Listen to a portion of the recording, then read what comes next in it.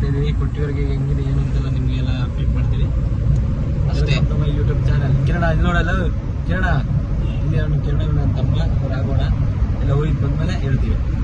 ಈಗ ನೋಡು ಒಳ್ಳೆ ಫಾರೆಸ್ಟ್ ಒಳಗೆ ಹೋಗ್ತಾ ಇದೀವಿ. ಇಲ್ಲಿ ಅದು ಈಗ ಫಾರೆಸ್ಟ್ ಇದೆ, ಅದು ಮಾಡ್ತಿದ್ದೀವಿ.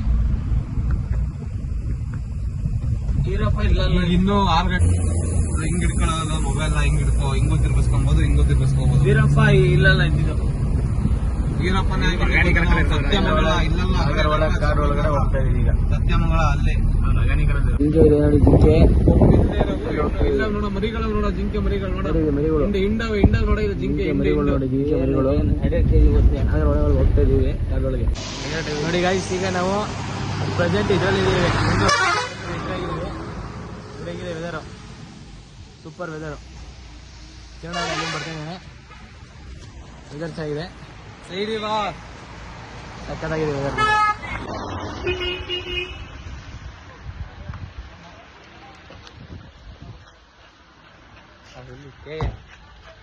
ಈ ಡಿಕ್ಕಿ ಒಳಗೆಲ್ಲ ಕುತ್ಕೊಂಡು ಬರ್ತಿದ್ದ ರಾಗೋಣ.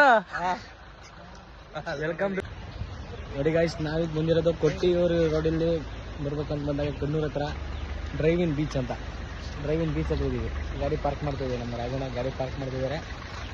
ಪಾರ್ಕ್ ಮಾಡೋಕೆ ಹಿಂದೆ 2,000 ರೂಪಾಯಿ ಪಾರ್ಕ್ ಮಾಡೋಕೆ ಗೊತ್ತಾಯಿಲ್ಲ, ಹಿಂಗೆ ಪಾರ್ಕ್ ಮಾಡೋಕೆ ಅಂತ ಹೇಳ್ತಿದ್ದಾನೆ. ಇನ್ನೆಷ್ಟು ನಾವು ಹೋಗ್ತಿರೋದೆ ಡ್ರೈವಿನ್ ಬೀಚ್. ತುಂಬ ನೀರು ಪ್ರಮಾಣ ಜಾಸ್ತಿ ಇದೆ, ಅದರಿಂದ ಯಾರು ಕೂಡ ಇಲ್ಲೇ ಬರೋಕೆ ಹೋಗ್ಬಿಡಿ. ಮಳೆ ಜಾಸ್ತಿ ಇರೋದ್ರಿಂದ ನೀರಿನ ಪ್ರಮಾಣ ಹೆಚ್ಚಾಗಿದೆ.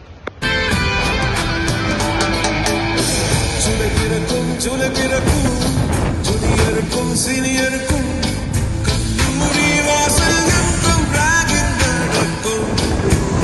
சுடுபணமோ நந்தவனமே ரோஜா இருக்கும், முள்ளும் இருக்கும், நட்புக்கு ராகிங் கூட பாவை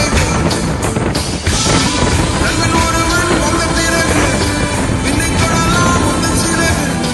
வானுக்கும் எல்லை உண்டு நட்புக்கில்லை, இன்பம் வரலாம் துன்பம் வரலாம், நண்பன் ஒருவன் பங்கு பெறலாம்.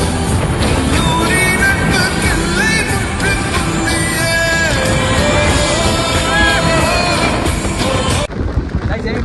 ಮಳೆ ಜೋರಾಗಿದೆ, ಮತ್ತೆ ಮಳೆ ಜೋರಾಗಿದೆ.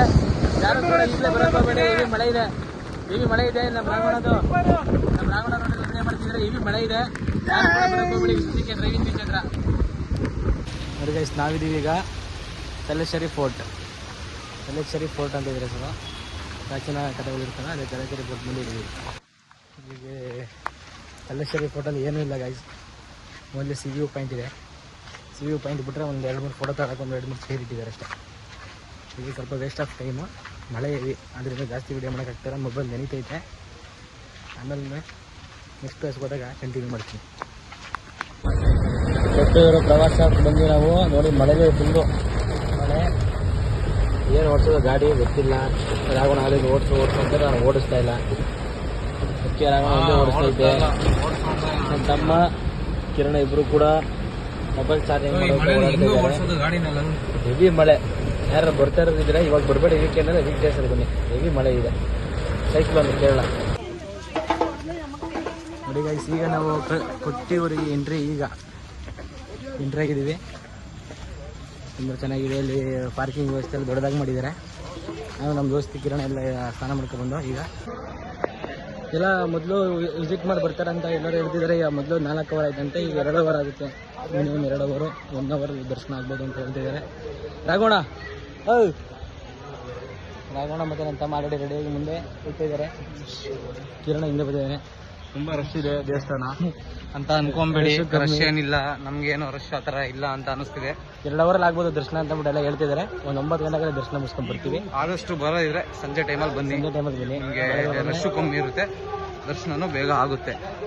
ಆದರೆ ಬರ್ಬೇಕಾದ್ರೆ ಗೂಗಲ್ ಮ್ಯಾಪ್ ಮಾತ್ರ ಕರೆಕ್ಟಾಗಿ ನಂಬ್ಕೊಂಡು ಬರಬೇಡಿ, ಎಲ್ಲ ರೂಟಲ್ಲಿ ಬರಬೇಡಿ, ರೋಡ್ ಡೈವರ್ಟ್ ಆಗಿದೆ ರೋಡ್ಗಳು. ಇನ್ನು ಡೈವರ್ಟ್ ನೋಡಿ ಹೆವಿ ರಶ್, ರೋಡ್ ಹೆವಿ ಇದೆ. ಇವತ್ತು ಬಂದ್ರೆ ಮಾತ್ರ ವೀಕೆಂಡ್ ಆಗಿರೋದ್ರಿಂದ ಹೆವಿ ರಶ್ಶು.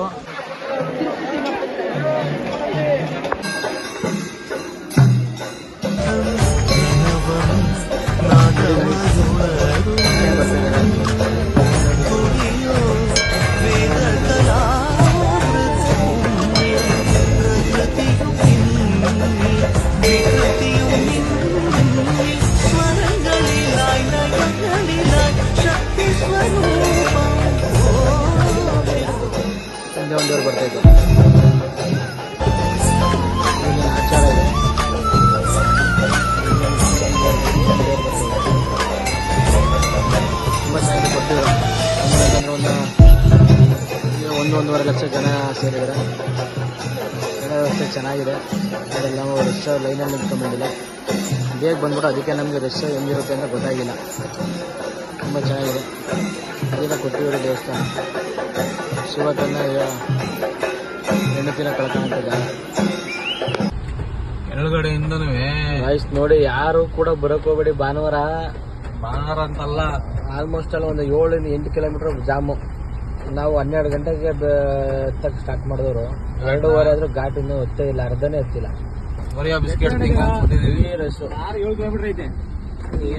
ಕೆಳಗಡೆಯಿಂದನೂ ಐತೆ ಬ್ರೋ. ಈ ರಶ್ 12 ಗಂಟೆ ನಾವು ಘಾಟ್ ಹತ್ತುವಾಗ ಇನ್ನೂ ಇಲ್ಲೇ ಇಲ್ಲೇ ಚೇಂಜ್ ಮಾಡ್ಕೋಬಹುದು. ನೋಡಿ ಗೈಸ್, ಬೆಳಗ್ಗೆ 5:30 ರಾತ್ರಿಗೆ ಬಂದಿದ್ದೀವಿ.